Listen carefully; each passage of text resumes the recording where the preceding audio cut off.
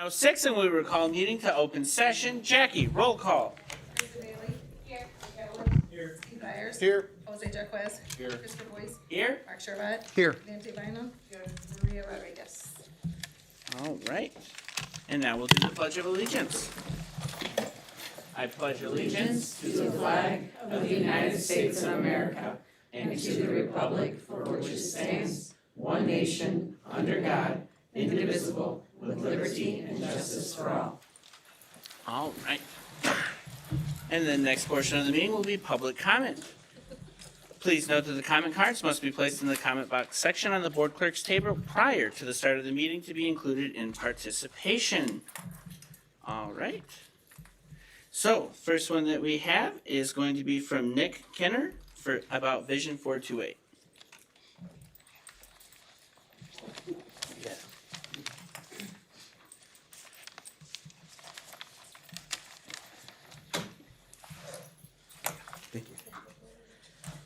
Good evening. My name is Nick, and I'm prone to rambling. So if I start to, please play some loud orchestra music like they do at the Oscars, and I'll take the hint. I want to start off by saying that I'm thrilled about the ELDC getting their own building. I actually went through the program, or whatever it was called, back in 1993. In fact, I grew up in the DeKalb school district in the 90s and early 2000s. I went to Founders when it was Huntley's 7th and 8th grade, and some of my fondest memories are of Cheeseboro, my elementary school. DeKalb has grown a lot since those days, and is only going to continue growing. What can I say? It's a unique town. Now, I empathize with the growing population in our schools, especially the middle schools right now, and agree that 5th and 6th grade need their own building catered to their own specific needs. The same goes for 7th and 8th. However, I implore you, the board, facilities, finance, anyone who will listen, to consider all solutions to this complicated problem. I don't want to find ourselves a few years down the road having this conversation yet again. I'm sure you all don't want to be there too. In Vision 428, great name by the way, the suggestion is to convert Founders to 5th and 6th grade, but in doing so eliminates not just one elementary school, but the biggest elementary school. I understand roughly 100 or so of those students are 5th graders, but considering there are currently about 543 students in Founders, even with all of 5th grade being moved, Founders would still be the biggest elementary school, assuming Cortland's population would also be K through 4th. I know there's no simple answer, but we're not here to solve it all tonight. This is just the research phase. Vision 428 is pretty convincing though, if not a bit short-sighted, because if we do what is written, where will we be in 2031? Yes, that's a real year, and it will be here very quickly. I suppose I just want to be heard by whoever is willing to listen and take into consideration before making some very important decisions. I can only hope that whatever happens after the board votes yes tonight, there's transparency with everyone involved, as hundreds of lives will be affected.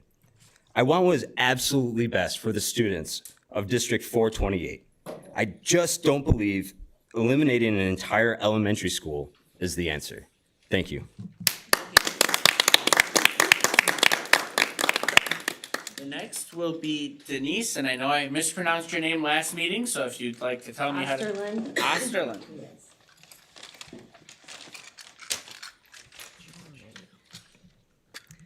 Good evening. My name is Denise Osterlin, and I am a 4th grade two-way dual language teacher at Founders Elementary. First, I want to thank you for your recent decision to separate the grade level center resolution from the ELDC project. I appreciate your willingness to listen and respond to the concerns shared by community members. As discussed at the last board meeting and in the Vision 428 presentation, the major issue we face is the current middle school size cap. While I fully agree that reducing class sizes from 35 to 30 is necessary, I believe there are alternatives to creating grade level centers and redistricting the entire elementary population again in 2 years, which could cause elementary class size to return to more than 25. My concern with the current wording of item 6C is that it moves forward on only one solution. It provides administration with time and funding to explore grade level centers exclusively rather than inviting exploration from multiple options. Tonight, I am asking the board to delay approval of item 6C until there has been meaningful community involvement, Many families, staff, and stakeholders have questions, ideas, and possible solutions for reducing middle school sizes, with solutions that may avoid disrupting every elementary school and reducing our total number of elementary schools to 8. Gathering this feedback does not require additional cost.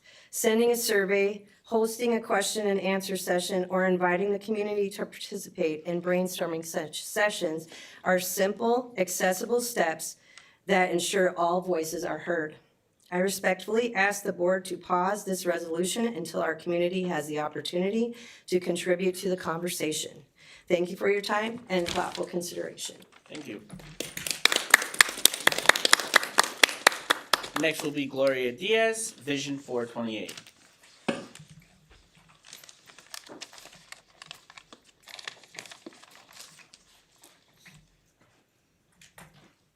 Hello, everyone. I had no intention of speaking tonight. I just wanted to listen.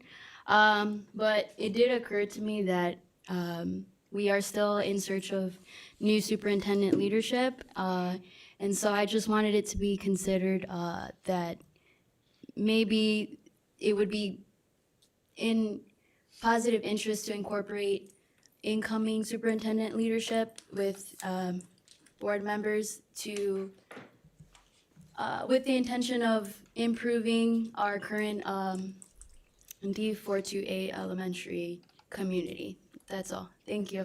Thank you.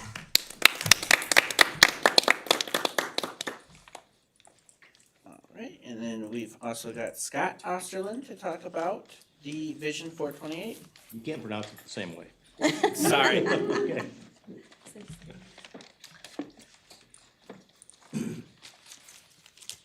Hi, my name is Scott Osterlin, also from Founders. I have a series of questions, and I'm sure there are reasonable answers for them, and that's just what they're not apparent. And I'd like to bring this to your attention. No. That's why I'm asking the questions. I come from a long background in business, and I've been through full phases of it, from salesman all the way to vice president and product design. So been involved in a lot of negotiation over the years. And some problems with this red flag to me, very specifically. And the first question comes, if you were to proceed with a single proposal before you and say, here's carte blanche with the funds that we have for exploratory, in that you can, for funds for EPA assessments, local building codes, architectural fees, all this money, millions of dollars are gonna be spent. Now they're spent on one idea. When it comes time to, at a later date, as it says in the proposal, you're gonna entertain other ideas. They can't possibly have legs because you've already spent all this money on that. I mean, that's a simple tactic. You're in. It's called the puppy dog. Take the puppy dog home. Try it for a night. You'll never give it back. And then the second question, why the time pressure? This is what I don't understand. Why is this being pressed so fast, so hard, without any time to think about, without any time to consider what's the benefit? What would be the benefit of other alternative proposals? Maybe there are none. But wouldn't it make sense to see if there are? Good idea is only as good as the next one that comes along that's better.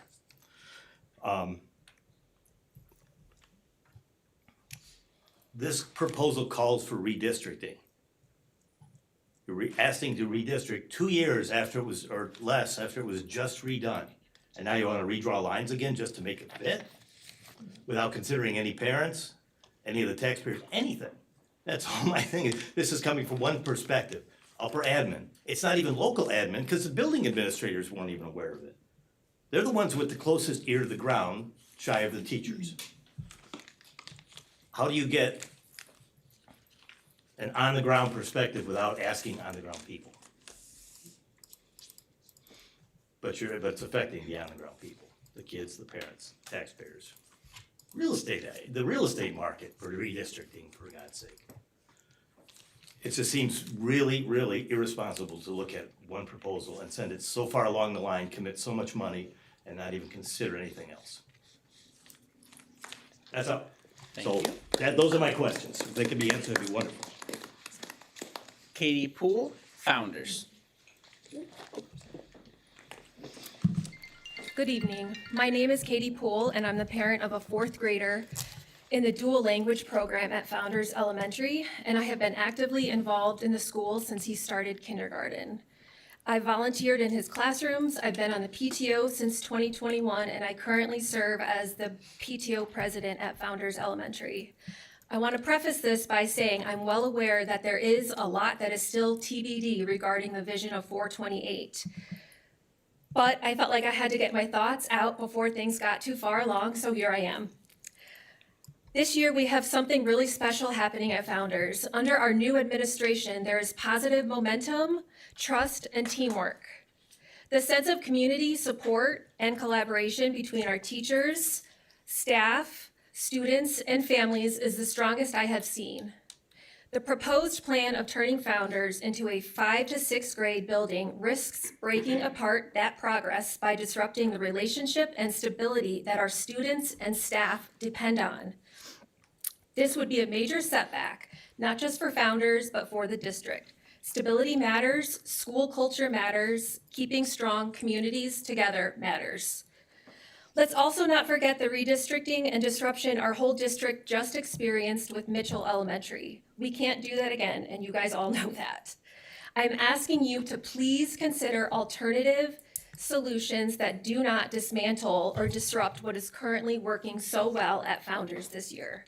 We finally have the momentum our students deserve. Let's not undo that. Please have this committee come up with other alternatives than what they have proposed. Thank you for your consideration and time.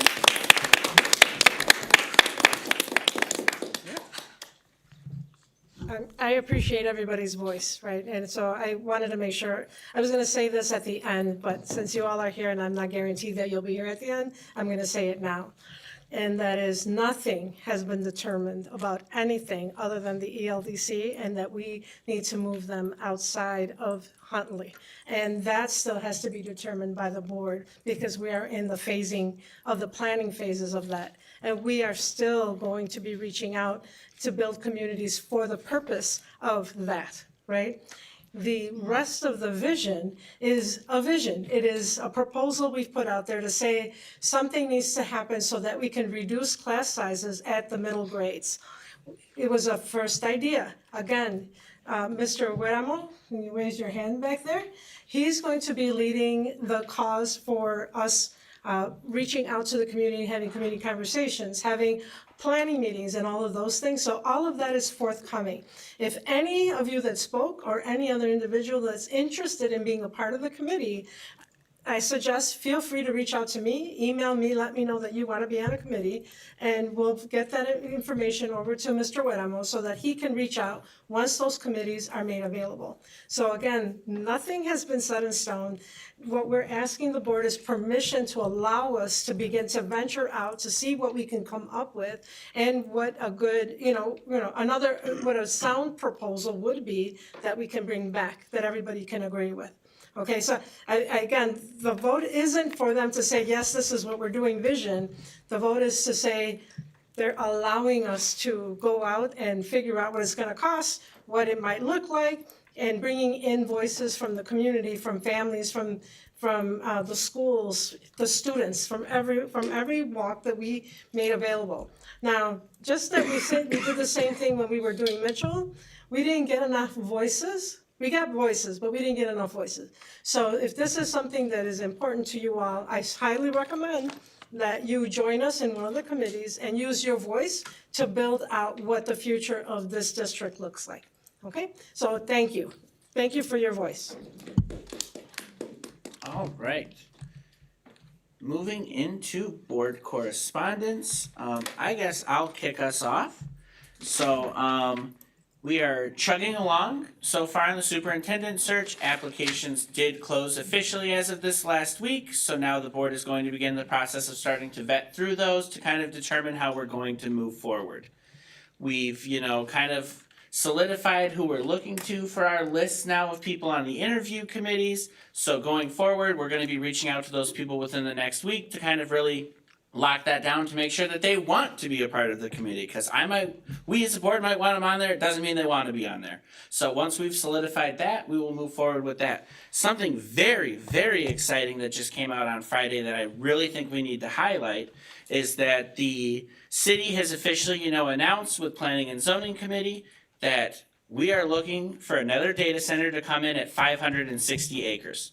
You guys are well aware of the success and just assistance that Meta coming into our community was. And just to give you guys kind of a sense, that was 500 acres. This new data center will be 560.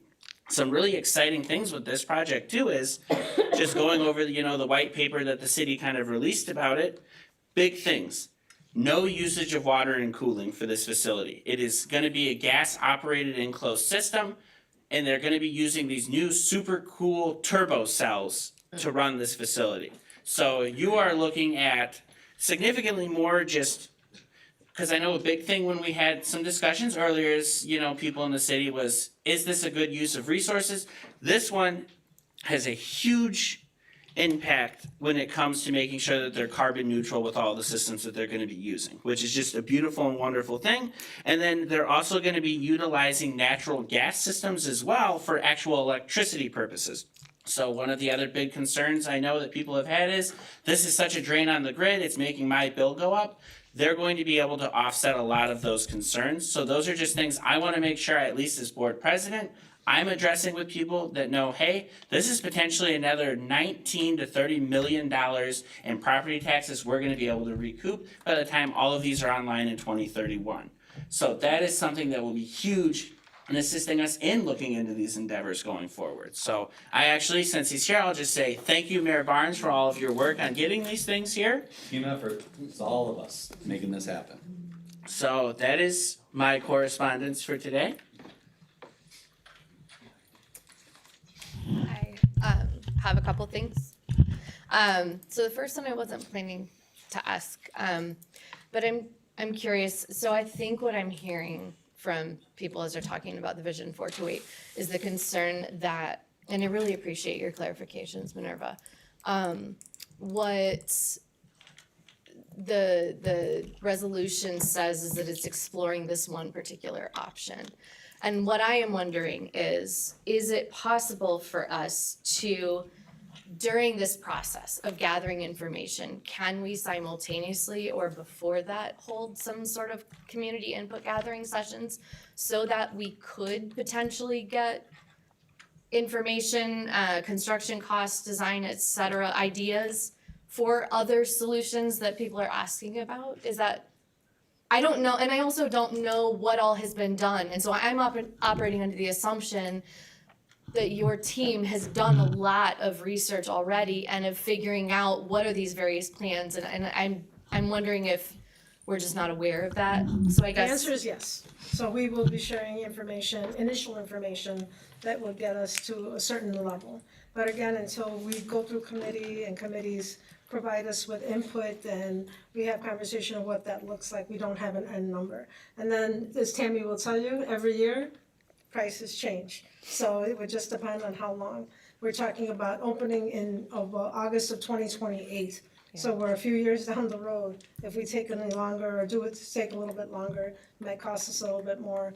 But definitely this kind of income that will be supportive, again, will help us there. So we don't have to go to the taxpayer. So we will make sure, as long as I'm here, that we're as clear and as concise and give you the information that you need. Okay? Yeah. And then the other thing was I had a chance to go to Mitchell this week and read to one of the kindergarten classes, and it was delightful. And I was so excited to get to see the school and to see the teachers and to see the kids. These kids are incredible, incredibly vivacious, smart, and also all over the place. And so tagging along with that, I just wanted to mention that it was pretty clear that there's some needs for extra hands in the classrooms. And so I just wanted to let you know, like, I'm gonna be following up to find out what is it that we can do to help. Malta? Or what'd you say? Mitchell, no, not Malta, no, Mitchell, but what is it that we can do try to get more bodies in classrooms because these teachers are managing impossible situations. That's it. But I'm really excited for this school.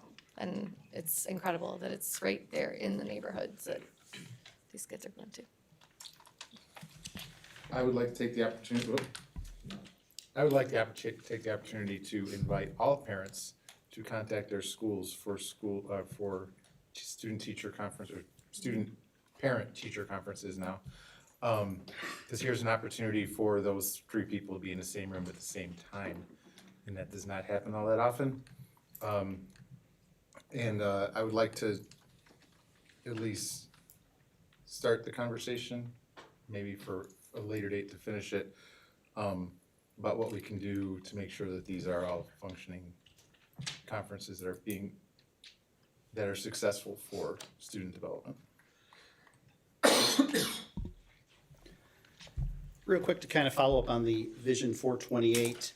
And I don't know if we should wait till the resolution to talk about this, but to begin the process of planning, is there costs involved with just the beginning process of this? Do we know the numbers on the costs? I know we said we're not expending any money yet, but are there costs involved just to start the process? I just want to be as transparent as possible. We'll be working on that with Tammy and Amir and a few other folks over the course of the next couple of weeks. Tammy has gotten some initial numbers that we'll be looking at, but we want to be able to provide a full calendarized number so that you have an idea of when expenditure of monies will occur. So for the next board meeting, I believe we will have that. We will be able to share that with you all. Okay. And another idea with this that, since people brought it up, I'm not sure if we should wait till the item to talk about this, but I heard from community members basically echoing a lot of the points that we heard from a number of the speakers tonight.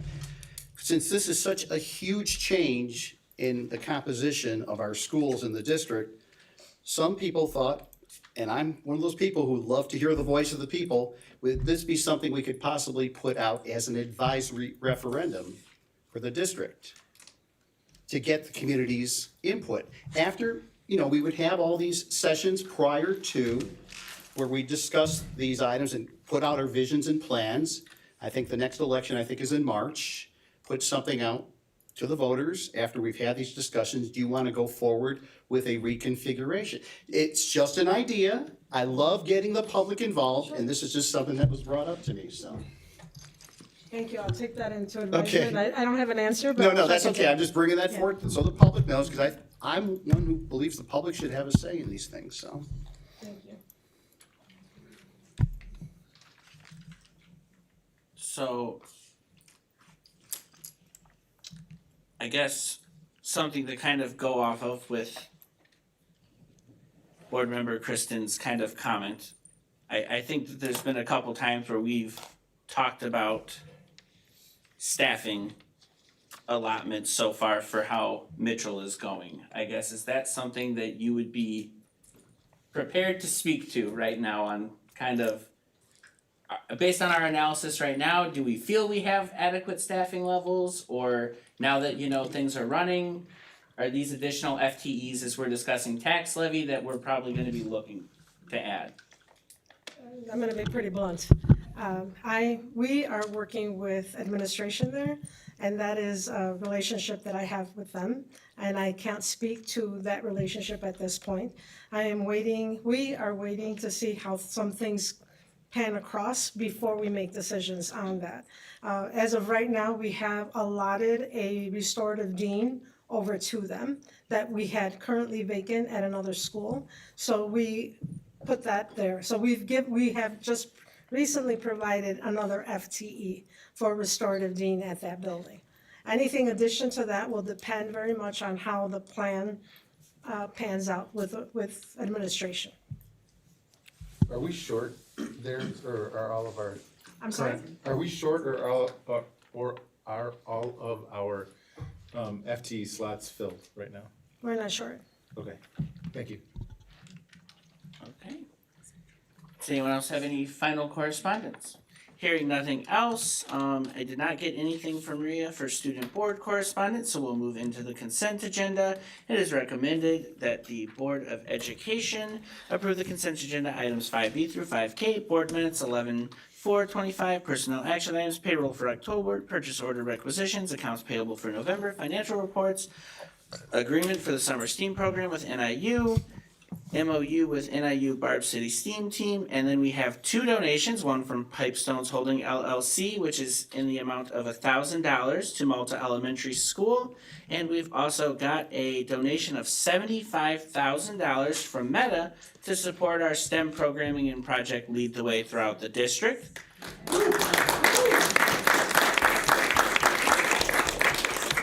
Does anyone have any specific questions or things about agenda items before we vote on the consent agenda? Hearing nothing, do I have a motion to approve the consent agenda? So moved. Second. Jackie, roll call. Nick Atwood, Yes. Steve Byers. Yes. Jose Jedquez. Yes. Christopher Boyce. Yes. Mark Sherbat. Yes. Vante Bynum. Kristen Bailey. Yes. All right, moving into old business, we have item A, differential committee recommendations.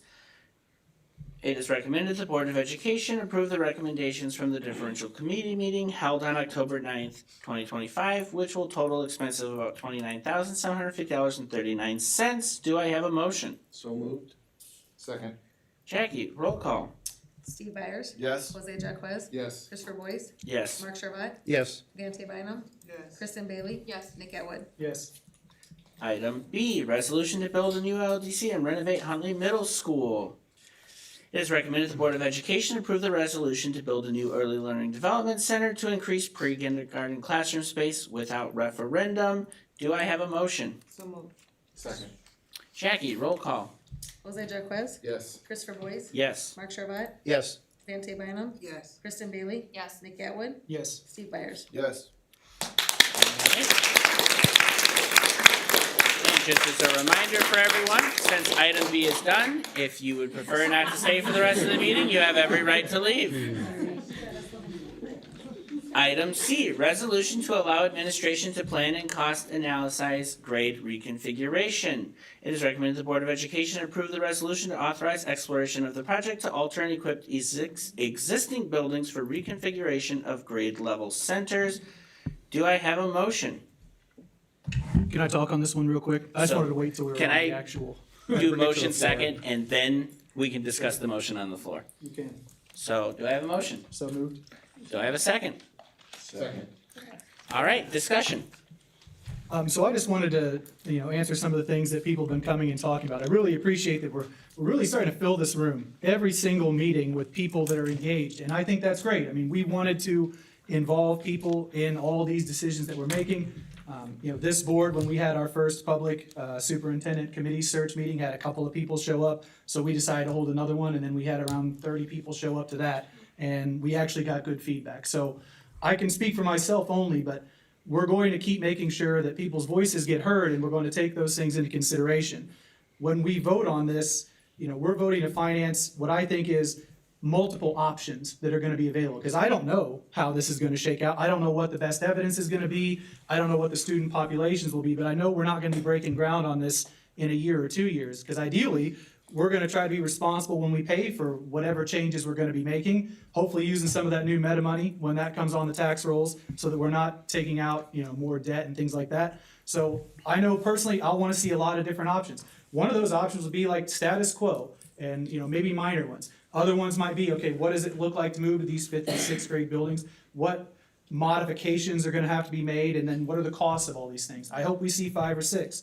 I'm hopeful that we'll see a lot of reports from administrators and building administrators on the benefits to the 5-6 grade center option. What does that say for students' improvement in their academic growth over the years? I think all these are things we're going to be taking into consideration, in addition to the resolution, which specifically requests us to seek community input. So, I want everyone to keep coming. I want you to come with all your questions so that we can answer them and we can think about them, because we don't know everything on this board, obviously. So we need to hear what's the temperature in the room. So keep coming, bring those things to us, make us understand what the issues are facing the parents, and we'll work through this thing and try to make a decision that's best for the district. That's my 2 cents. I have I don't know if this is appropriate or not to ask this as a question. In the resolution, the third paragraph, is it a problem to generalize that a little bit more and just like take out the specifics about to be located at Founders Elementary School and Clinton Rosette Middle School and like say where they're located and just say, we're just exploring this, knowing that that's gonna be one of the things we're exploring. Everything's being explored at this point, just to see, the point is, we need to reduce class size at the middle school.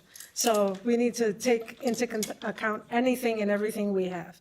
Whether, I mean, maybe you guys decide that you wanna build another building, I don't know, right?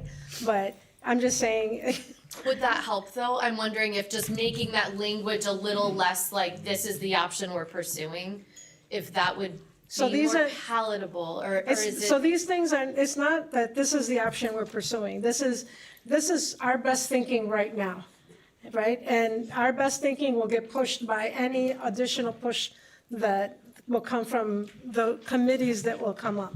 So we're looking to do this in an efficient way that makes sense for the district without it hurting, children, without it hurting our financials, without it hurting anything. So- there's no, right now, we're not in a place to say this is what we're doing or not. I think to make the communication here simpler, I think Kristen is just asking, can we just get rid of the part that's in parentheses in this resolution? So that then it just says, we're exploring K through 4, we're exploring just- 5, 6. I'm sorry. So like, just for example, it says to be specific school created names. at Founders. So she's just asking, can we just get rid of the verbiage that pigeonholes us into that? Who's this?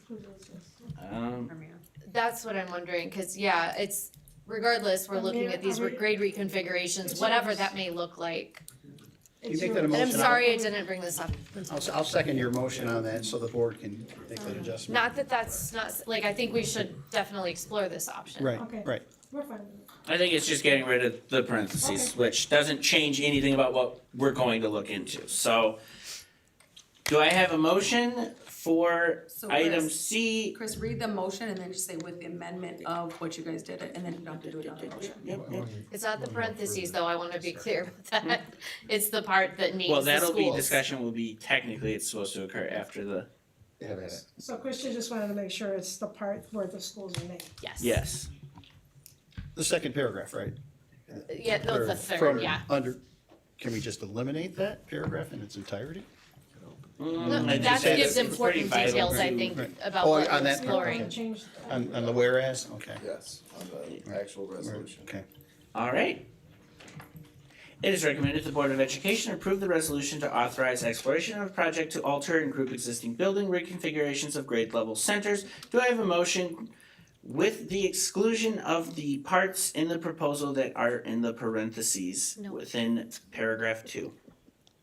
Is that correct, Kristen? No, No, they're let's not get in that parentheses. How about It It's is- literally the words to be located at Founders Elementary School and Clinton Rosette Middle School and located at Huntley Middle But it's- School. everything after reconstruction project, The, reconfiguration Third project. paragraph. If we I think eliminate it's- everything after that, sure. that gets rid of all that. Oh, you guys are Sure. looking So, at. yeah, I mean, I'm even fine actual with saying like the document number where- of different kinds of schools, just, The whereas document. but that's fine, yeah, I'm cool with getting rid of all that. yeah. So sorry. So reconfiguration of schools, reconfiguration project, period.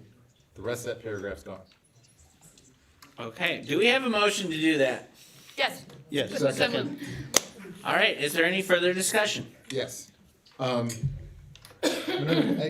You mentioned that there was a lot of work put into Vision 428.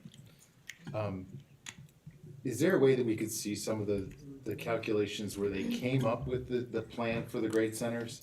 Just What do you so mean, for the visibility. calculations of student numbers, or what are you Well, talking? how did that plan come together? I, and for the people in the back row, I have faith that you did the work, but I think it would make the public feel a lot better that it wasn't just somebody saying, hey, this is a cool idea. That you actually did look at to see how it would reduce the class sizes across the middle school ages, as well as maintain the same class sizes in elementary schools. And what That questions? work was done, but we didn't see it. How the sausage was made. Yeah. So there are people in the back, but there's also people here in the front that were a part of that. So it wasn't just district administration, but it They're was the ones also that talk to me. staff across the district. Yeah. And if what you're asking is like, what is the data that we use to be able to get to that point? Is that what you're asking? Could they put something together over the next couple of meetings So to do Monica that? Cornett and or Jessica, if you guys wanna step up and just talk about the numbers that we used and what that data is. Can I add to that really quickly? Like, I think, like, backing up a little bit too, I would love just to know the general process, like, what options were considered and why did you go with this? In particular, with this recommendation, beyond just the data, but. So I'm historically, I wasn't here, but historically, Okay. there are some folks that are in the audience and in other places that when they were in school here, we had 5, 6, and 7, 8. And so that's where it really comes from. The idea is generated from our historical Past. context. Okay. Yeah. Thanks. So, you got it? Okay, so, on that note, history, we would have to know that a little while ago, prior to a lot of us in this room being here, or in the roles that we're currently in, I was in the district, but not in this current role. Tammy would have probably the most, historical knowledge, but when we switched to doing, and that's because I had to come to school board meetings, and I love coming to them, by the way.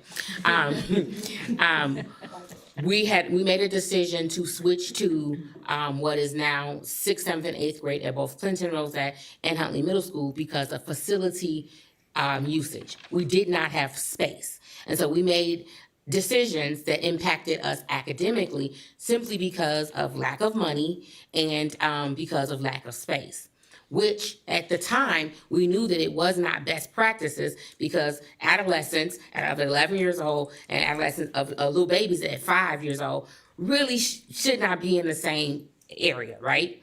We did it simply because we did not have the money. So if you go way back when, you can look at some of those archive notes and understand that was part of the conversation. When we started having a discussion about is DLC going to happen, I believe back in May, we started having conversations with DCTA leadership and some other people about, if, and it was a big if, at the time, if ELDC cut does come online and then we have this extra space, what else should we do which we recognize as best practices as far as being impactful to our academics? Now, as far as numbers are concerned, we did start looking at numbers. Now remember, these are preliminary because these numbers are anticipated based on what we have currently. Okay, do you wanna? Sure. We have anticipated enrollments for the fall of '28. We can also look around and say, for me, one of the big issues is the question of the inequity that currently exists between Clinton Rosette and Huntley, and the inequity that would become exacerbated if we did something like move 100 students from Clinton Rosette to Huntley and keep the 2 buildings as 6, 7, 8 buildings. That is not equitable for a variety of reasons. For example, if you want to be, and Peters was here, not that sports have to drive everything, but if you want to be on the soccer team, or if you want to have a solo in the choir, and you have twice as many students in your building, it is half as likely that you're going to be able to play on the soccer team as if you were at the smaller building. Conversely, we run into a denominator problem. If you have just a couple of kids who want to be added to a special advanced math class at Clinton Rosette, and there are only 2 sections of it, now you're dividing the number of kids you have to add by 2. Whereas at Huntley, you might be dividing by 5 or 6. We absolutely run into these problems already, where it's until the middle school schedule was changed, if a student that was in 7th grade was prepared to take algebra, there would not be a seat for them without increasing the class sizes even more above the already very crowded 35. So having a much smaller middle school and a much larger middle school will cause equity problems across the board that we would really like to avoid. We also have equity issues between our elementary schools. As everyone here knows, we've always, I believe, as someone who was born and raised here, I think we've always done the best we could with the resources that we had, including space, money, personnel, and everything else. We've always done our best to make the best decisions we could at the time. And when we had more resources, we attempted to do better for our kids and our community. That's how we ended up with a building where people actually live. But in the past, we had situations like having a building like Cheeseboro, which we could no longer use, having a very large facility, which we were no longer using as a high school, that we needed to put kids in. So we said, what's the best fit for that time? This gives us the opportunity to look at the buildings and say, are we really using all of them for their intended purposes and in the best way possible? We still have far more students that live in our northwest corridor of town than we do on the south side of town. Yet we have 3 elementary buildings that are south of Taylor.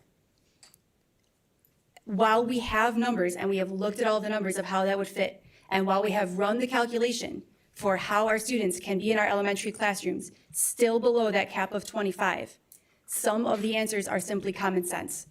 Given the population on the south side of town, where I grew up as a kid, where we used to have lots of families with kids, we have far fewer families with school-aged children at this time. Somebody made a comment about what would happen in 2031. None of us has a crystal ball. It is possible that when my grandchildren are hopefully attending schools in DeKalb, I hope my girls are listening because that would be wonderful. It is absolutely possible that we would have to reconfigure something again.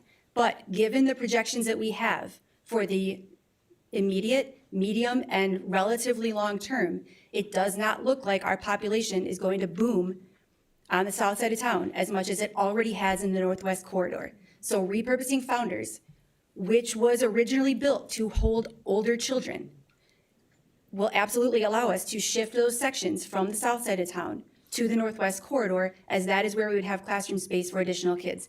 Right now, if you look at our map that we made when Mitchell came online, there is a tiny section that looks very small on the map where we have approximately 65 students who live in the northwest corridor who are bused every day to Founders, because we don't have the population on the south side of town to support the 3 elementary schools that are located here.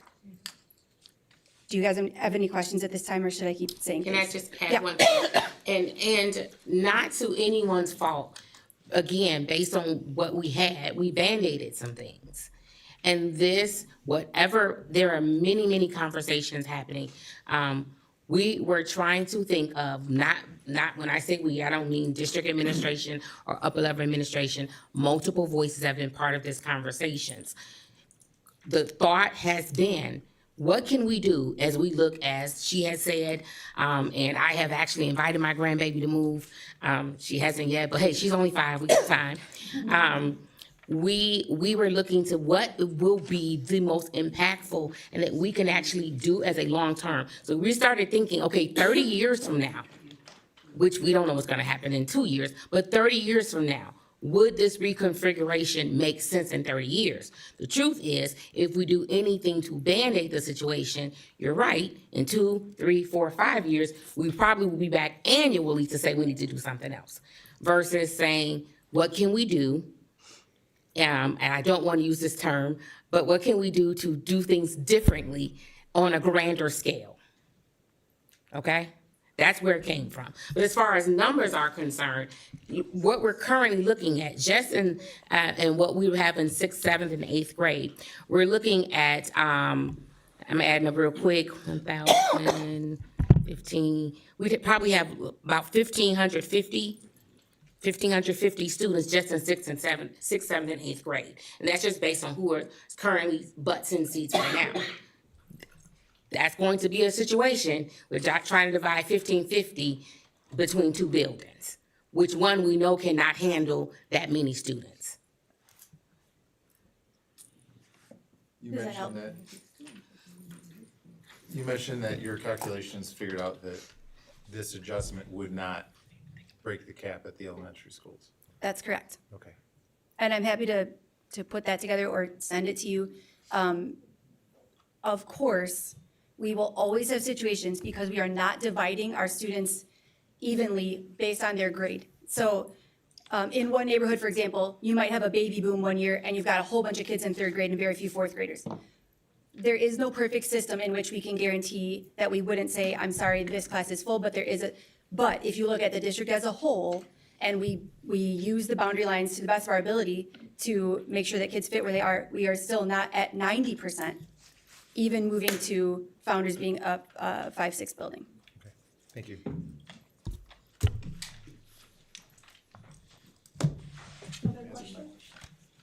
All right, hearing you, no ladies. other questions. Jackie, roll call. Mr. Boyce? Yes. Mark Charbonnet? Yes. Dante Bynum? Yes. Kristen Bailey? Yes. Nick Atwood? Yes. Steve Byers? No. Jose Jerquez? Yes. Item D, ISBE maintenance grant application. It's recommended the Board of Education approve the application for the school maintenance grant program for the toilet room renovations at Founders Elementary School. Do I have a motion? So moved. Second. Jackie, roll call. Mark Charlotte? Yes. Dante Bynum? Yes. Kristen Bailey? Yes. Nick Atwood? Yes. Steve Byers? Yes. Jose Jerquez? Yes. Christopher Boyce? Yes. Moving into new business. Item A, travel request, professional development, secondary GLAD training. This is presented to us by AJ Crook. Good evening, everyone. I'm AJ Crook. I'm the Multilingual Programs Coordinator for the school district. I also have one of our trainers with us if you have questions as I go. This evening, I am here to request approval for out-of-state professional development for our 2 Tier 3 GLAD trainers to attend a specialized secondary training module in California. Our district is deeply committed to the success of our multilingual learners, particularly those enrolled in our current dual language and content ESL programs at the secondary level. The challenge for us is our trainers are currently trained for working with elementary educators, and as our program rolls up to secondary next year, we need some more training. So our folks have an opportunity to go to California for a training to teach them how to work with secondary content-specific educators. This is a 4-day training. It includes a day of research and theory, a day of classroom demonstration, 2 dedicated days focused on facilitation strategies, coaching moves, and planning for site-based implementation back here in DeKalb. By completing this program, our trainers will be able to work specifically within the secondary context as we write curriculum and meet the needs of our multilingual learners. I want to talk a little bit about the cost effectiveness of this. Typically, the cost for registration to attend GLAD training is $1,035 per participant. 6 years ago, I think, 6 years ago, Certified in 2018. 2018, we trained our own trainers so that we no longer had to pay that per participant. So right now, we train about 40 educators every year, and that's a cost savings of like $41,000 and some change. By training a secondary person, they'll be able to train our secondary people, avoiding that whole registration fee cost and travel expenses, subs, things like that. We can also welcome other district participants, and they have to pay us the $1,035. So that's my favorite part, besides building our own. So we're requesting the travel. The total cost is $5,000. We're going to split it between Title III funds and teacher vacancy grant, so $2,500 out of each of those grants. This will occur in February. All right. Does anyone have any questions? Do we have consensus to bring this back? Yes. Thank All you. right. Item B, DeKalb High School a cappella choir field trip request to Port Washington, Wisconsin, presented to us by Dr. J. All right. Good evening, everybody. We are hoping to send 40 of our amazingly talented choir students. Thanks, Ben. Start all over. Good evening, everybody. We are so excited for the potential to send 40 of our amazingly talented choir students to Port Washington, Wisconsin, April 10th through 11th for an a cappella festival. This is something they also attended last year. The goals include learning musical arranging, choreography, and beatboxing. This will help prepare them for future competitions, and then at the end of this conference, they'll be able to perform in a concert while they're there. There's a fee of $45 per student, which will be paid for out of district music funds, and then we're requesting students pay $75 a piece to help pay for hotels and some of the meals. Do you have any questions about that? Nope, not hearing any questions. Do we What's have, What would be the, roughly, the impact to, like, direct payment from the district outside of the music funds, because that's their budget, I don't care. I don't think that there would be any, if I'm understanding your question correctly, I think it would just be the $45 times 40 students, because then the students would be on the hook for the $75 a piece. so nothing's Right. coming from operating funds? You're not asking anything extra Or is there No. Permission to do it. Just permission to do it because it's an overnight field trip. Yep. All right. No other questions? Do you have consensus to bring this back? Yes. Item C, agreement scope of work, DHS and NIU P20 Engagement Illinois MTSS Network, also presented to us by Dr. Jennings. Thank you. We're hoping to enter into a partnership with NIU's Center for P20 Engagement and the Illinois MTSS Network. For the past few years at DeKalb High School, we've been implementing and refining various systems and structures to improve the overall experience of our students.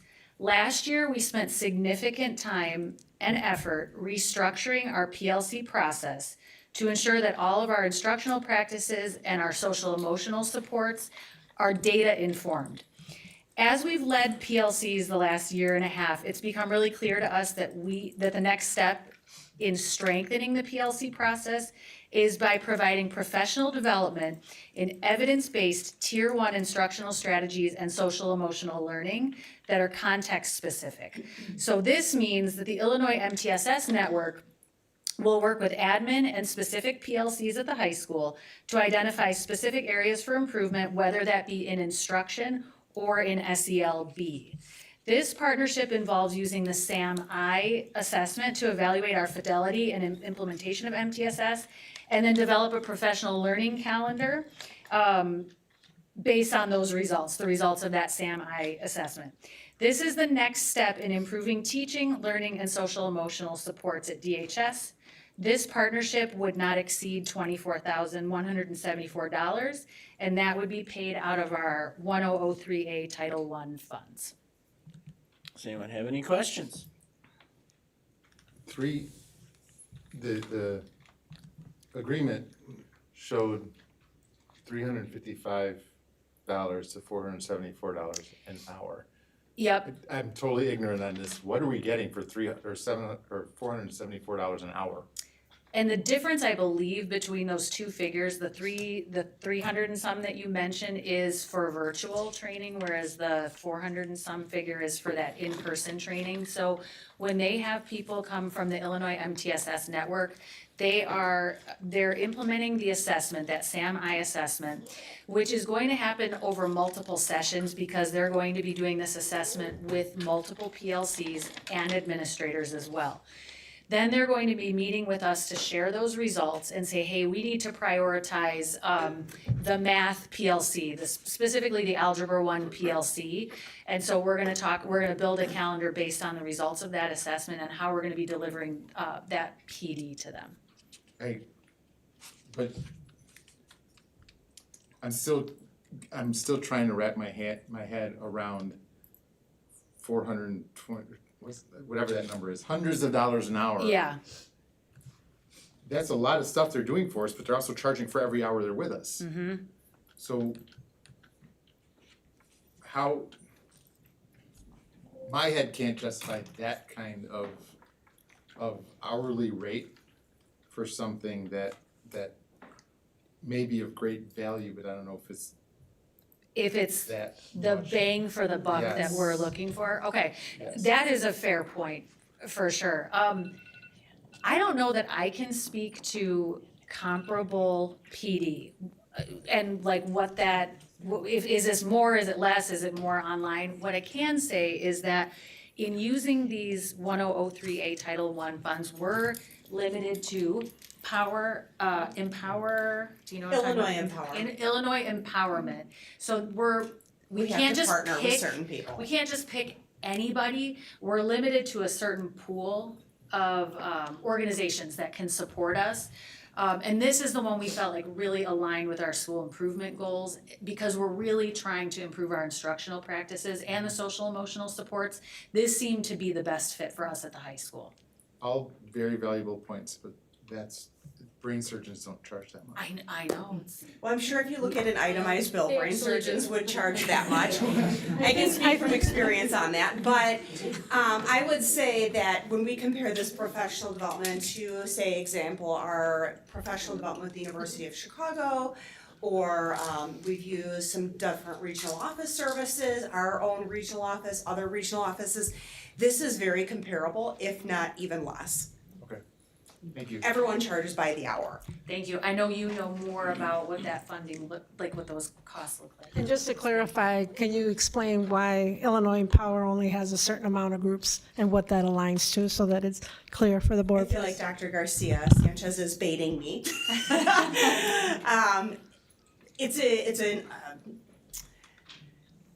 You want me to do it? no, just give me a second. It is an effort to have a cohort or a group of professional development that is approved. I'm trying to find a very polite way to say this, that they have partnered with ISB to have these agreements. If that's not making any sense, I'll help also explain this. In a couple of years, they are lifting the veil of, you have to be an Illinois approved provider partner. Right now, they say if you do not have the stamp of approval from ISB through a very long and lengthy process, if you miss the boat on getting on that list, good luck ever getting on that list. And so there is a very small group of organizations that we can work with that has that stamp. This is one of them. Has the district engaged in a program like this before? Yes. Was the cost similar to this in the past? Yes. Well, it was less. Now that some time has How much gone, it's less? been 2 years. I don't know, Mark. I can't give you the exact numbers, but we have partnered with NIU through the Illinois MTSS network. That's who this is under. And we have used them as we looked at our MTS systems and structures across the district. So the high school, seeing the work that they put in through the University of Chicago, is now saying, okay, what do we need to do else to continue to elevate our work and our progress? So they looked at the Illinois network through NIU and is also eliciting their services for this professional development for their targeted needs.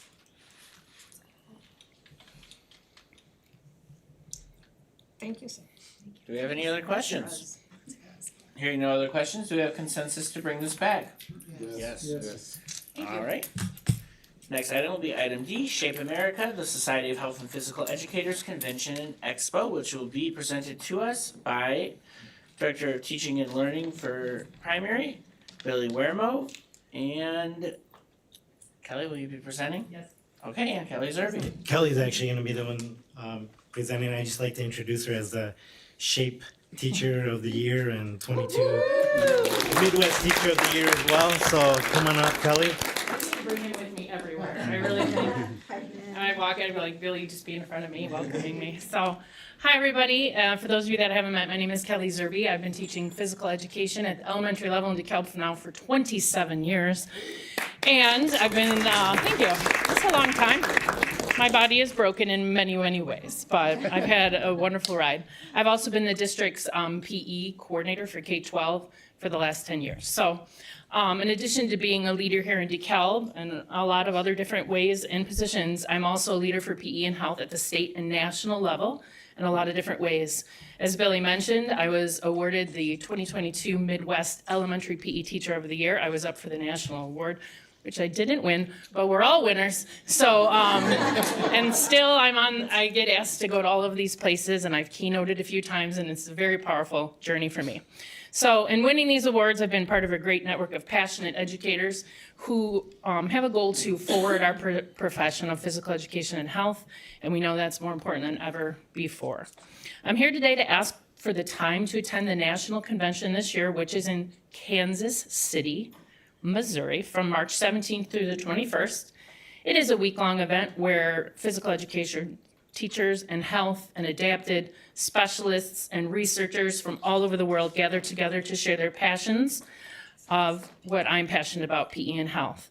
As the district's PE leader, if I'm able to attend, I'm able to bring back all the current research best practices and the innovative ideas that are very exciting that come to be at all of these conventions, and to help educate our District 428 PE teachers. This year, I have been asked and been accepted to present 3 sessions on the national stage and a coffee talk, which is less stressful. I've also been asked to run for the Shape America Board of Directors, which is a great honor. I have to see if I make the slate, but then I would be kind of in a very official national capacity, which is really great because it's a wonderful honor and it affirms all the work that I've been doing for many, many years for this stage. So I'm just asking for the days to attend. I don't need any other financial support. And that's my spiel about the National Convention. Any questions for me? Any questions? Hearing no questions, we have a consensus to bring this back. Yes. Yes. Thank you. Item E, Courageous Principals Leadership Development Program, presented to us by Dr. Minerva Garcia Sanchez. That's what it says. So, good evening. Once again, we've been asked and invited to attend Courageous Principals, where we will be inviting our principals and assistant principals and deans into Courageous Principals 2 and 1 and 2. And then for instance, Liz is here, Ricciardi. It'll be her first time going, and so she'll be invited to go there, along with the others. We have estimated 17 spots?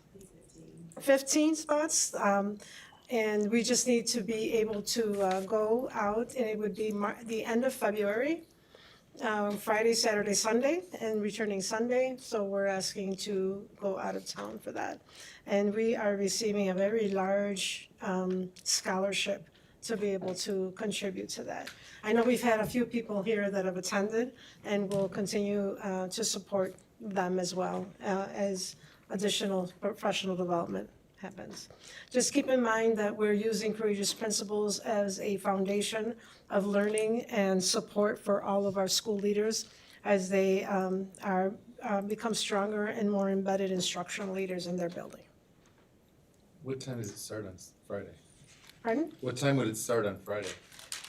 It's noon. It's a noon start time. So, Our arrival is at noon, and the first session starts at either 1:30 or 2 o'clock. so for Question's the, gonna be who's running the And district. who's running the yeah, district? I was every gonna one of our say, administrators is is gonna gonna be be gone. out of the buildings for that afternoon? No, not everyone is going. It's only the new principals and anyone who hasn't completed the second Oh, I'm the sorry. second I one. So it's misunderstood not what you said. everybody. Thank you. Yeah, And we Panic have for a minute. it's only 15 of them. great directors who are all licensed as Yeah, administrators. all of us, everybody pitches in. Teachers out. Okay, any other questions? All right, does anyone else have any other questions? Do we have consensus to bring this back? Yes. Thank you. All right. And now it's showtime, guys. Item F, approval of estimated tax levy for the 2025 tax year, presented to us by our CSBO, Amir Doka. Thank you.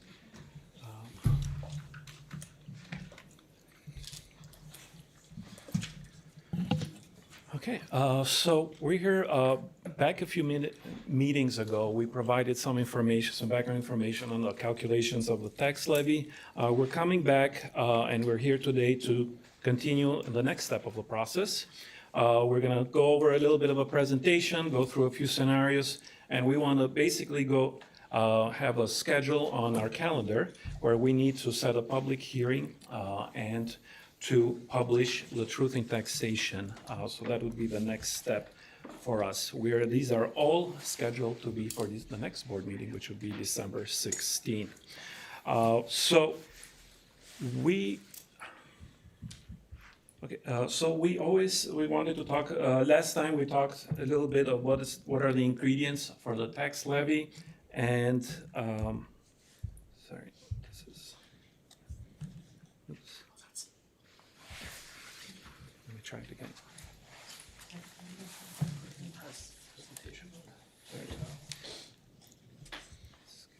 All right, so we talked about what are the ingredients of the levy calculations, and that is the EAV, which is, it is something that the county assessor's office provides. Those are the market value at a third of it to provide the base for the taxes. The CPI and what the new construction amounts are for this year. So what we get from the county assessor's office is something that looks like this, where we provide what the EAV is, including new constructions to the right side. So I cannot zoom in, but it would be the right size of the, so that's okay. We gotcha. Export. All right, maybe.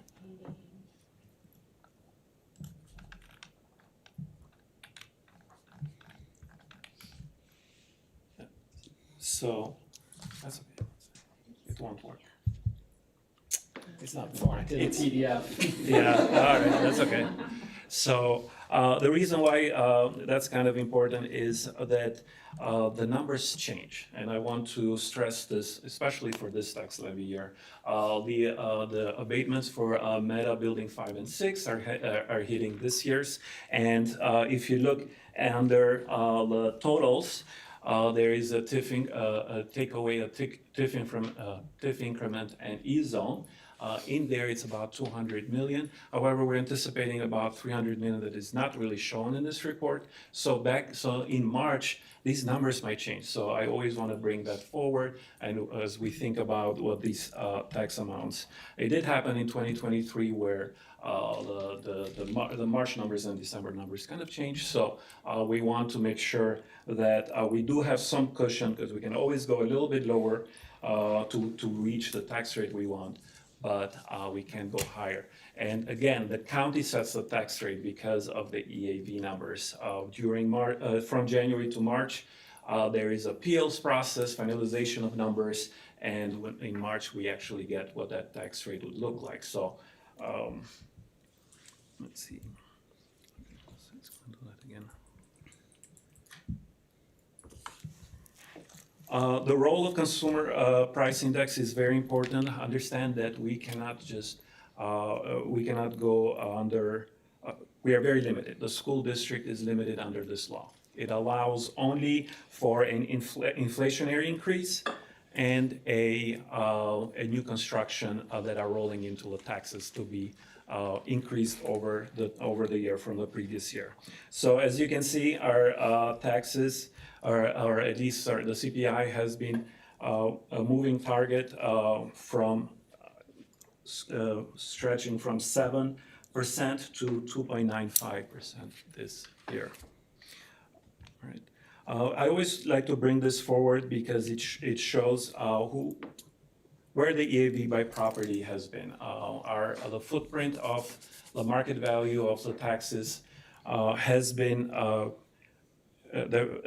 from residential areas at about 56% to moving from back in 2020, and right now the footprint is about 35%. So homeowners' tax print has been kind of shrinking, while we're seeing the industrial size. So if you go back to the row 4 there, under industrial, back in 2020 it was about 8%, but right now we're increasing 41%, and as our board president mentioned, in the future also seems that that industry footprint will continue to grow, and we would like to see that infusion of cash coming in, or at least infusion of tax revenue coming in. And that has helped, as we're going to show moving forward. We have used those new construction or the new industry to kind of provide some taxpayers relief. So this is a home that started at $293,000 back in 2019, and that value has appreciated. And some of you who have a property or a home in DeKalb townships or the district townships, we have seen appreciation levels. From 2019 to 2024, a home value that has started at $293,000 is about $375,000 in appreciated value. And on the third column, we have seen the changes year over year from the taxes paid to the district, and there is a net value of about negative $250,000. So appreciation of a house about $100,000 with a net reduction of their taxes to $250,000 over the course of 6 years. So that's quite a feat that has been afforded to us through many streams.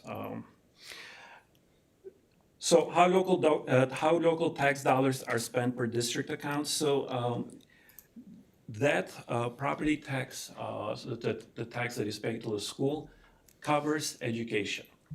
As you see there, education, general and special education makes up more than 76%. So most of that money goes straight into our teachers and into our learning.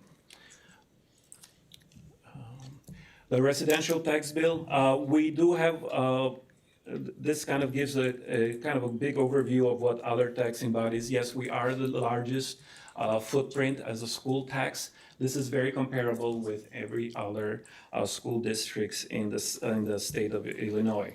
We are also the third largest employer, and we fund public education. And chances are that we'll be the largest taxing body just by nature. As I said, it's very common for other school districts in the state of Illinois. The good news is the local homeowner has seen their tax percentage from the overall budget of the district shrink from 31% to 20%, where we're seeing other commercial and industry picking up from 24 to 29% of that budget footprint.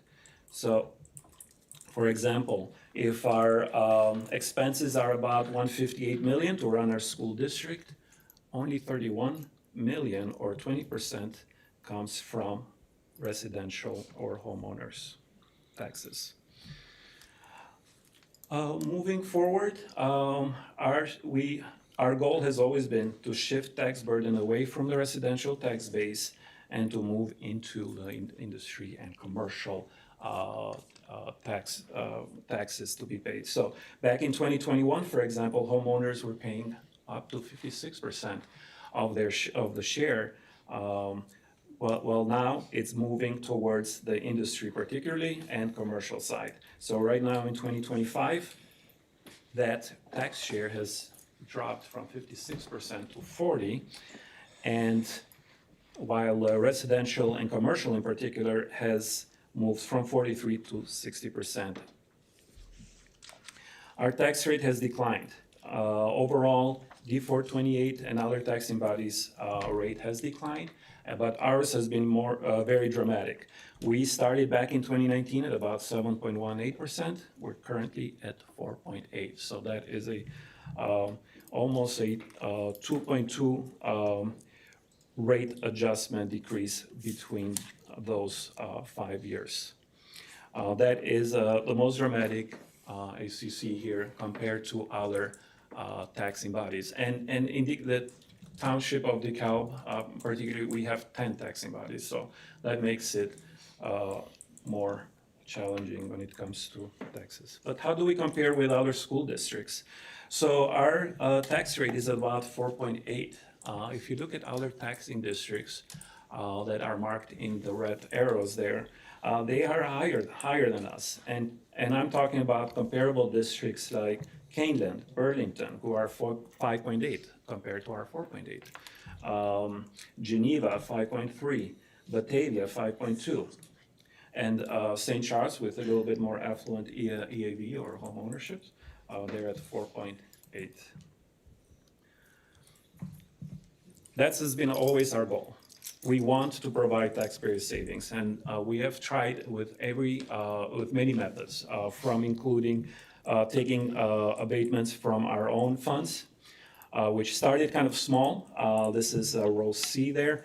We provided tax discounts from 2.3 back in 2021 to up to 12.6 million in 2024. So continuing this, it creates some unsustainable long-term losses for us.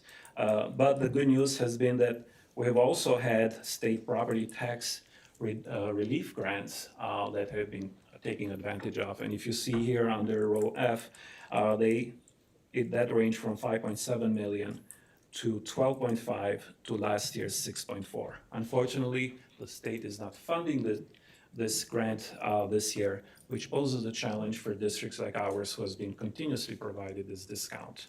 And this kind of pushes the burden back to the district to offer larger abatements or to go back to the taxpayers for that fund. But we do have operational costs. Our transportation, the state is showing some symptoms where they are limiting our funding, including our transportation reimbursements. We're expected to lose between a shortfall of 1.2 to 1.9 million just on transportation reimbursement.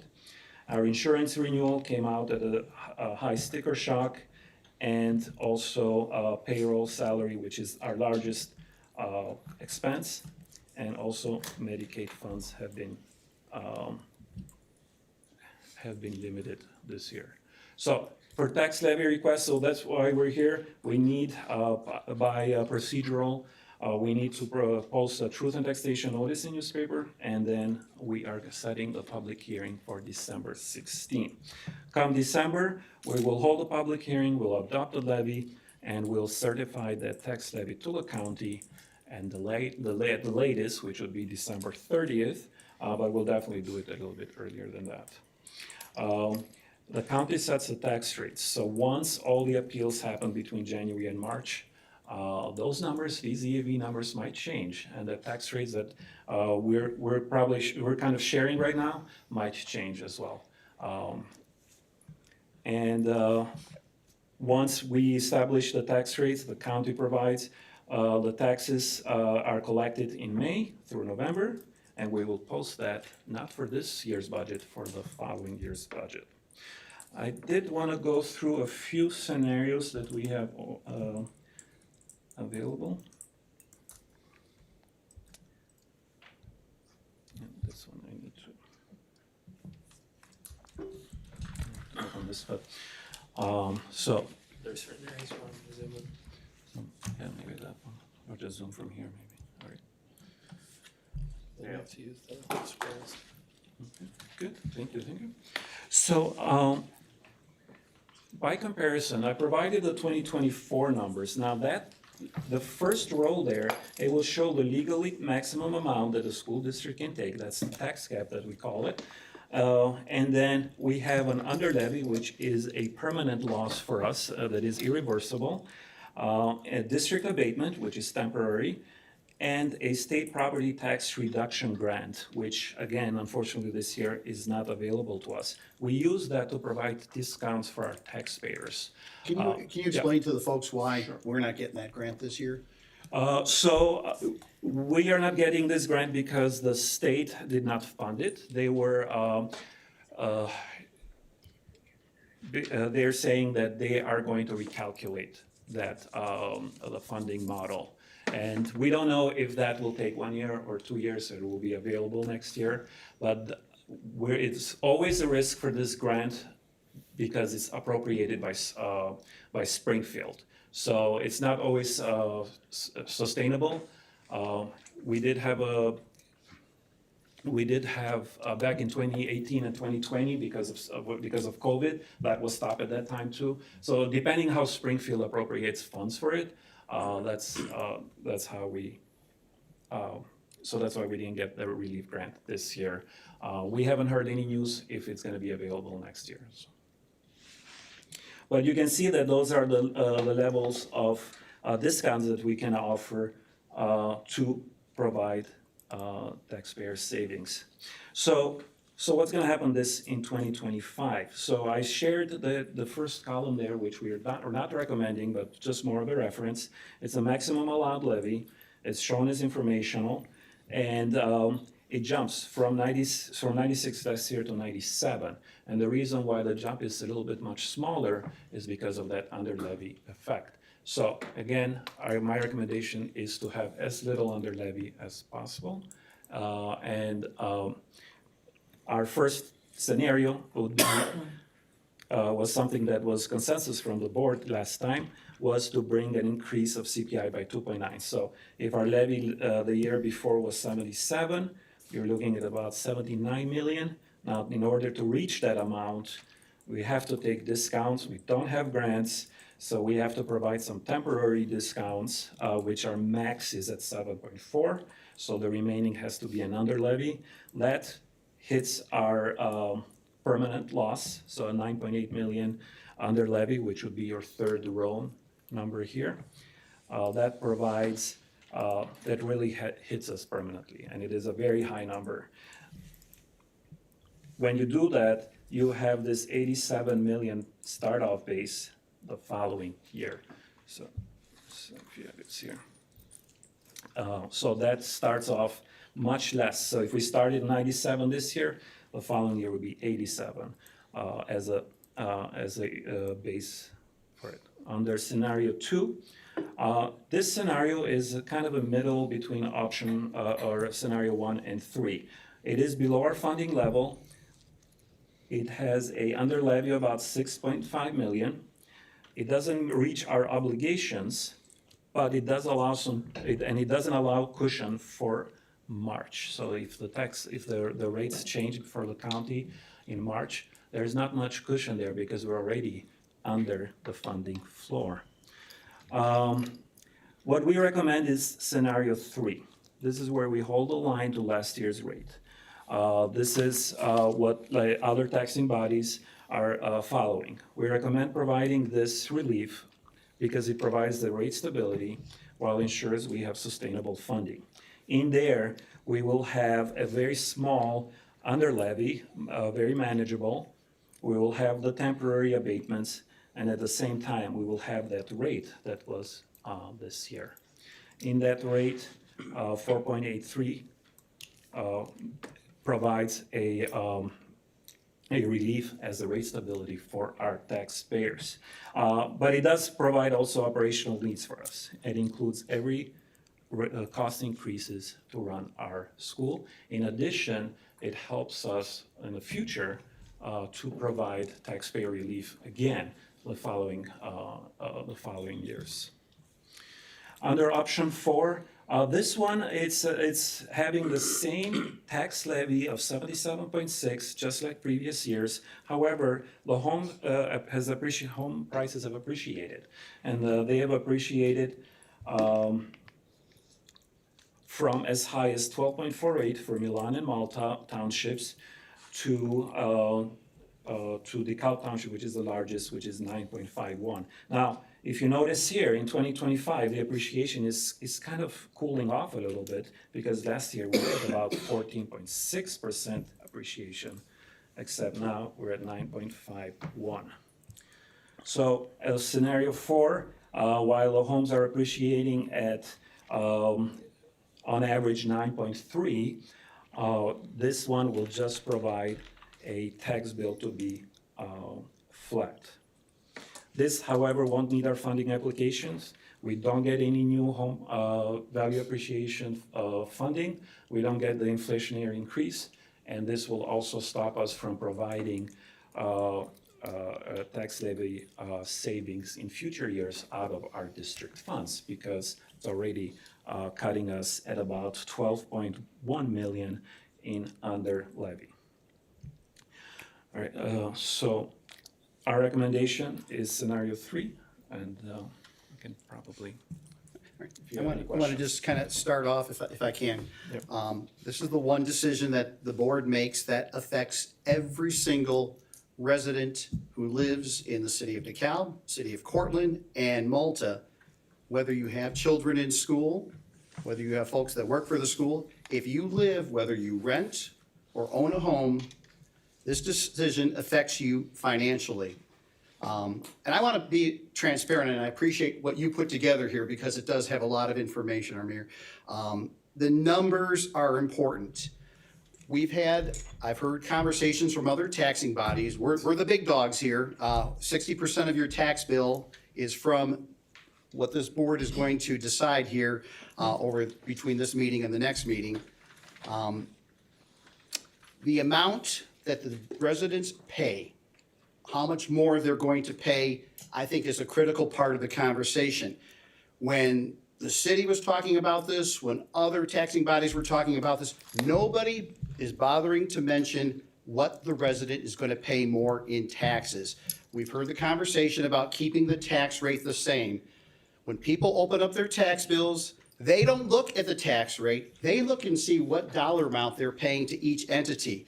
So my goal here, and for this board, I hope, is to be as transparent as possible and let people know that the scenarios presented, including the one that's recommended, is going to increase your tax bill if we approve scenario 3 by about 10.7%. The number at the bottom, which really wasn't mentioned on the lower part of the screen, as far as the taxes to District 428 is a critical component. In the recommended scenario, $350 would be the additional cost on top of $3,387. That's about roughly between 10 and 11%. So I want to make sure that folks know that not only us, every taxing body is going to be raising your taxes, and probably one of the highest increases we have seen in years. I don't know about you, but I don't know too many people who've gotten raises of 10.7% over the last year. I don't believe most have. So my personal feeling, and that's why I'm the one who asked that we have the CPI option and also the hold the taxpayer harmless option. And whether we should be deciding on these options right now is also something I'm questioning, because our public hearing isn't until the next meeting. Is that correct?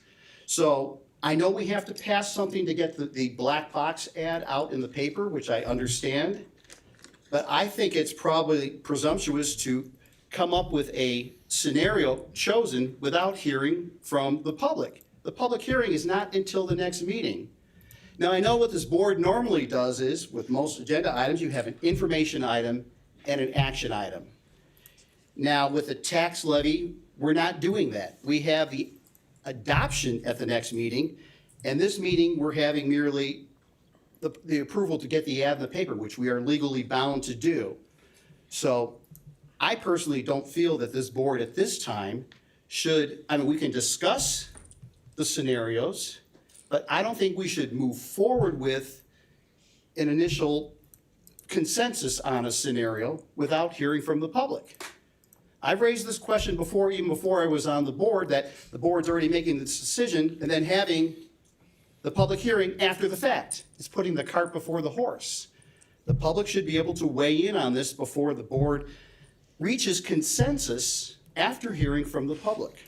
So those are my thoughts initially. I'll have more. So I guess I'm gonna jump in to start. The first thing I wanna start with is, Amir, just thank you for being here tonight. Yeah, thank you, The Amir. board truly appreciates that, and I hope you know that. But to kind of dive into this, I am totally all for let's get public input. But public input is not gonna change that we have bills to pay.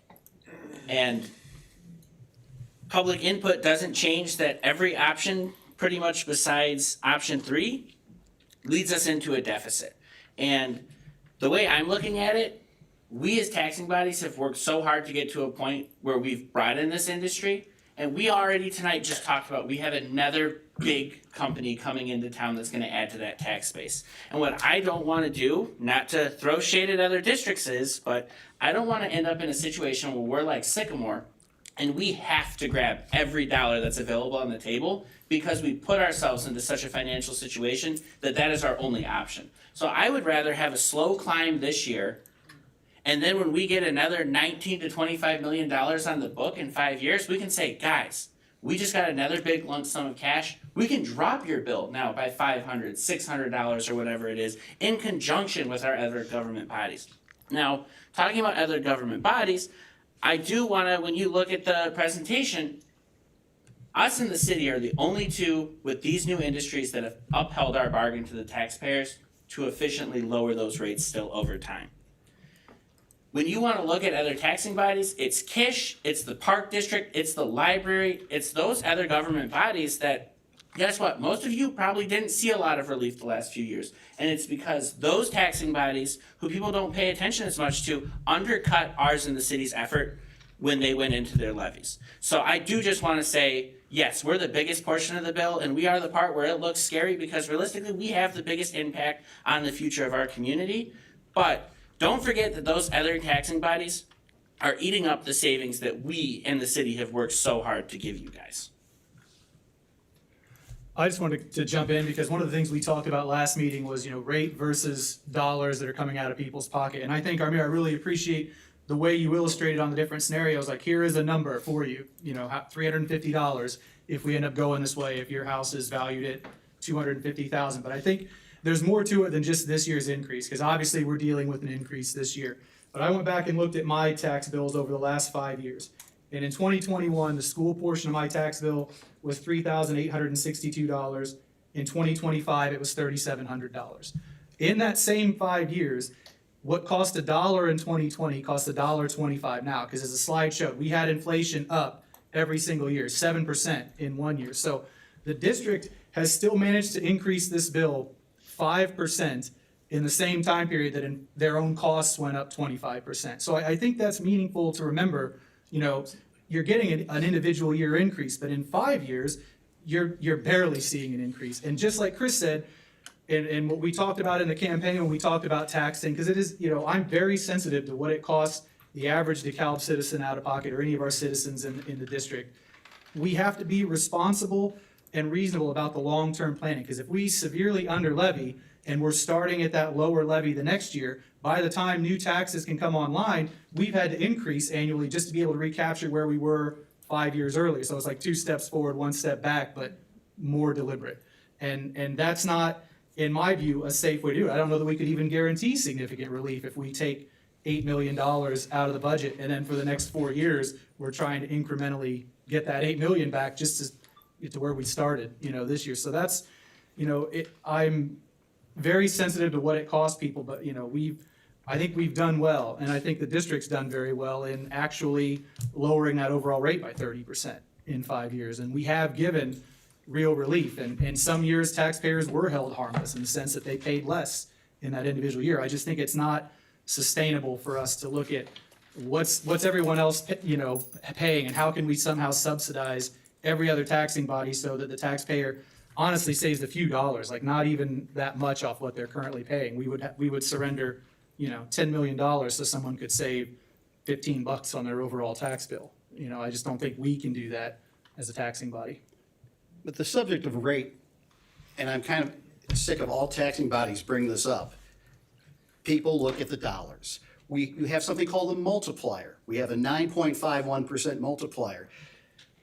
Rate multiplier. Think of a seesaw, you know, if your multiplier is pushing you further down, you know, your rate goes on the other side. So dollars. The conversation about rates is lovely. That's something the city loves to do. I want people to know about the actual dollars they're going to see on their taxes. I agree, and I think our scenario shows that. We've put a dollar number on it. I think we should do it. And again, like I every year. said, I appreciate the fact that this district does provide scenarios, and it's a positive thing. City doesn't do it, Park District doesn't do it. We do it here at the district so we can see all the options available, so I just want to make that clear. I wanted to first sing your praises. This is a phenomenal presentation. The way that you have distilled this data for people who do not have degrees in finance is incredibly helpful. And on every single slide, I was just so grateful. So I just want you to know, you and everybody who was involved in putting this together, thank you.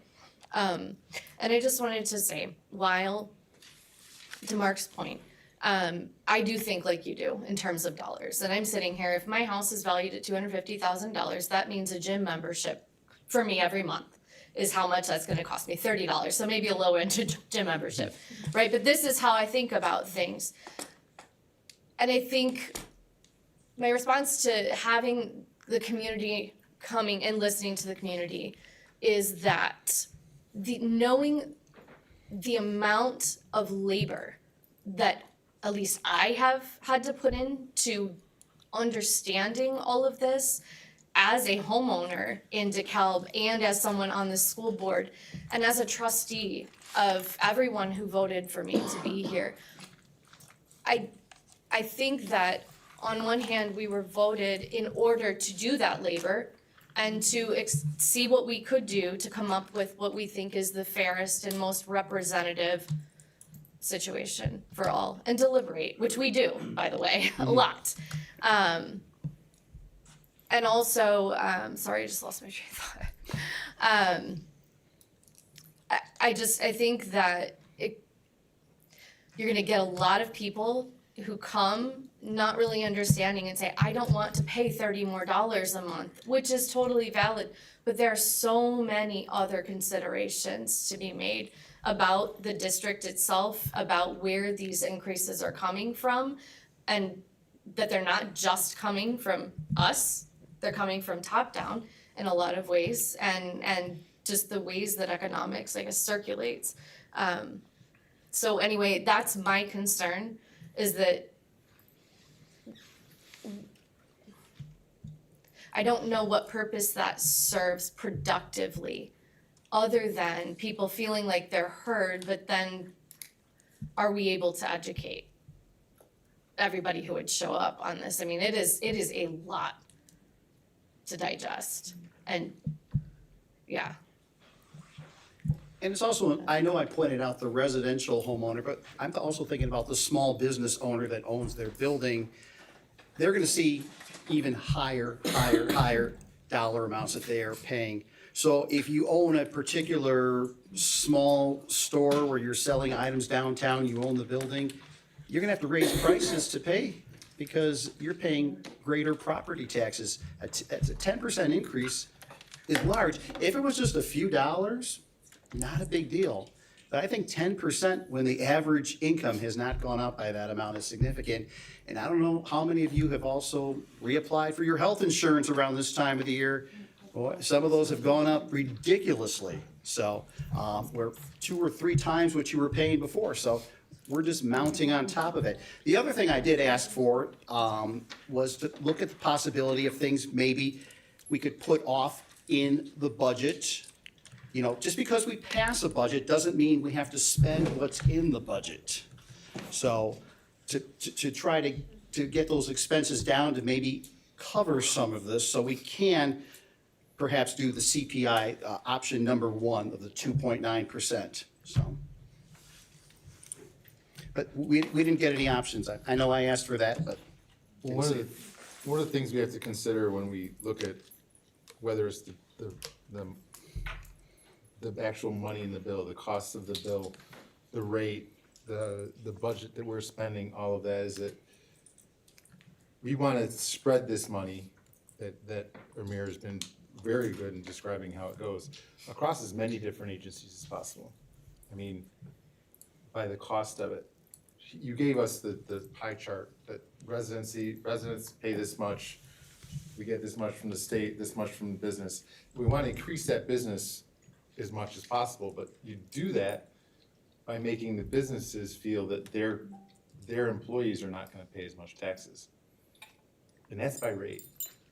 They're not going to see the last tax bill. You understand where I'm coming from? See, I disagree with that. Everybody looks at the tax bill. But they're looking at the house that they can afford based on the rate that they have. So we have to do a very careful balancing of this, and we can't just look at, okay, I paid $6,700 for my tax bill, I'm pretty sure, last year. And if I came out 68, knowing that my house went up X number of dollars, like, cool, when I sell it, I'm gonna get more money. I understand that. If you more sell it, money, right. Yeah, but that more money I'm gonna get when I sell it comes with the responsibility that it's gonna be a higher tax, I'm paying more in taxes. That's just the way that's the way I think about it. Every time my house goes up in value, I expect to pay more in taxes. And I think to kind of add on to what JJ's saying is, especially when he's talking about tax rate, I'll just use, Meta as a prime example. Let's just say they're gonna build an $8 billion data center. They're gonna build an $8 billion data center, whether it's here, whether it's in Yorkville, whether it's gonna be in California. So their concern really is, what's that tax rate? Because they're gonna multiply that number against wherever they're building that $8 billion facility. And for us to continue to, kind of attract them, we do have to be cognizant of the tax rate. But I will tell you right now, because, I serve on our Economic Development Counties Board as well, one of the things that they also look at is their stable government institutions in the areas they're coming into. And whether we're all running deficit budgets and going into the ground is absolutely something that their people are going to calculate in what they look at. And if they see, hey, there's not stability in these government bodies, they're all in the red, that to them is a sign of a community that could be dangerous for them to move into. So it's absolutely something that we have to consider, that we have to show that we can properly run our finances and not have deficit spending to attract these bigger conglomerates to continue to invest here. Said much better than I did. So I guess we have all, does anyone have any other kind of comments or if we kind of, I guess, since we have multiple options, I guess, does everyone want to go down the line and say which option they would like to support? So that we can make sure that what we're deciding upon. Right. Is this appropriate now, based on my comments from earlier, where we haven't had the public hearing yet? So that, I guess, is a question for the board to decide. Personally, I am comfortable with us moving forward with having option 3 on our taxation notice that we would have in the black box. On the taxation notice, I'm okay Yes. with that. That's what Correct. this is for, though. Correct. So, Good. It can We be can go challenged below on- that amount if we wanted to after publishing the taxation notice, correct? yeah, so the truth in taxation does not show abatements. It is very procedural. So that one is we're just setting the public hearing and we're setting a publishing for the newspaper. But the procedure is that, you know, you do want what the tax levy request is, so I can bring in the resolution, bring in the certification on the December 16 board meeting. Right. So we just can't go above that amount on the truth and taxation notice, correct? The truth in taxation notice will only provide the first row there, the legally maximum amount. It will not show Okay. what the board is adopting on December 16th. Okay, so we just need authorization to go forward with that. That's what we're doing here tonight, correct? That's what we have to do Yes. by law for the timeline, right? But procedurally, I would like to see which scenario the board is providing so that I can bring in the resolution. Otherwise, we'll have to do another meeting or something, because I think that's how it's always been, where come December 16, I would provide the resolution and so forth, yeah. But by some crazy, like, moon, earth conglomeration thing, enough of the public comes out, we decide to change our mind, there's nothing prohibiting us from doing that, right? No, the We can make an adoption is adjustment at that time. meeting, right? Okay. And then I guess one final point of clarification, because I know this last year, EAV actually came in more favorably than we thought it would, and we ended up with more. If we have that situation again in March where it's like, whoa, we're getting more money than we thought we would get, we can still go back to the drawing board and say, hey, we can reduce the tax rate some more to add that extra relief. You can come March, seeing where we're setting, the county sets the rate, we can come back. We cannot go higher, but we can go lower in March. But also the Board of Review does they get a lot of appeals and they lower, and I think Amazon appealed and they got theirs dropped quite a bit last year, as I recall, because I know the district was present at that meeting. So we tend to lose some money off the table as well in that March, after all the Board of Appeals. Amazon has people in that building now. Yes, it should be better now. Yeah, I'm hoping it's better this time, but. That was from. Just to be clear, we had not collected from Amazon the last 2 years. This is the first year that we are collecting from Amazon, is that correct?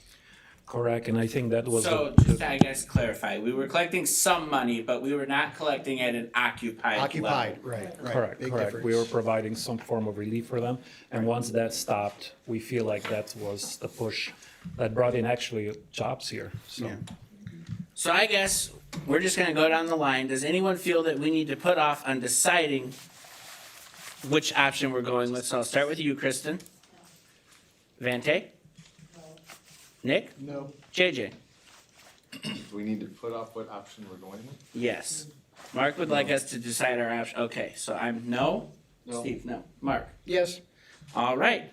So since the consensus is to make a decision tonight, I would like us to go down the line and pick the option that we are most comfortable with, and then whatever the majority is what the board will go with. So I will go first so that no one else has to be the first one out of the hole.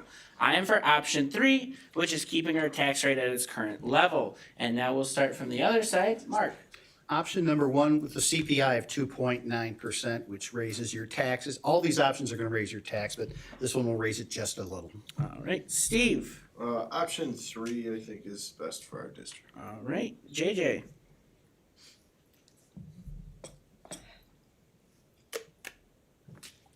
I honestly don't know.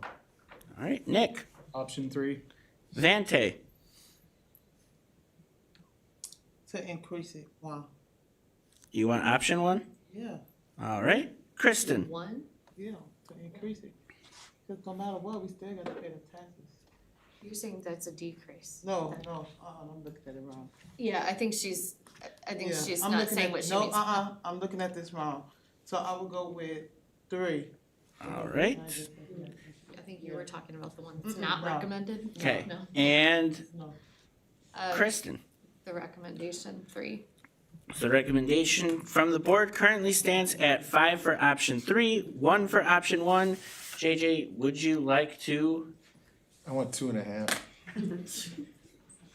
Okay, option 2.5 has won. The consensus of the board is to go with option 3, which is to hold our tax rate at 4.83192%. Is there any further? Make sure people know, also increasing your taxes by 10.7%, so.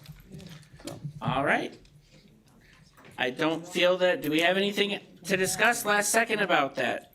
Not hearing any last second discussion, we'll move into superintendent report by Dr. Garcia Sanchez. Okay, we're down at the line, you know what this means, right? So we're gonna get out. First and foremost, I want to say, November 24th and 25th, what are happening? Parent-teacher conferences. Please make sure that you get out to your schools. Our teachers have been working really hard with students and with everyone else to be able to give you a good reporting, parents. So please make sure that you get out to your child's school. Thank you for that. I just wanted to give everybody a heads up. We're actually gonna be moving from board docs to community. Same company, it's just gonna look a little differently. It's gonna make us a little bit more efficient. Jackie is getting us all up and ready to be able to use it. You can see it on her face, she's so excited. And we will do a soft launch in January, and then hopefully everything will go well. And then we'll be converted from board docs over to community at that time. The way that you access it will still be the same as you've been accessing board docs, okay? So click that link and it'll get you there. All right. I don't know what you want to do first. Okay. So Saturday, November 15th, was actually School Board Appreciation Day. And Jackie, we wanted to present something to the Board of Education. Now or just afterwards? Well, there is a little token of appreciation that you can collect on your way out from Jackie. Just a little token of gratitude for the work that you do for us. And then finally, and very importantly, Thanksgiving break. Don't overeat. I know I'm looking forward to it. I got 42 pounds of turkey waiting for me to bake, so I'm excited to roast. So I'm really excited about that. I hope everybody has a wonderful Thanksgiving break and is ready to come back and finish the semester off strong and then get ready to go to winter break right after that. So it's gonna be bam, bam, bam right away real quick. So we're looking forward to that break. I know I am. All right, and with that, I'm going to turn it back over to the president. All right, it's recommended the Board of Education adjourn. Do I have a motion? So moved. All those in favor say aye. Aye. Thank you. Stay.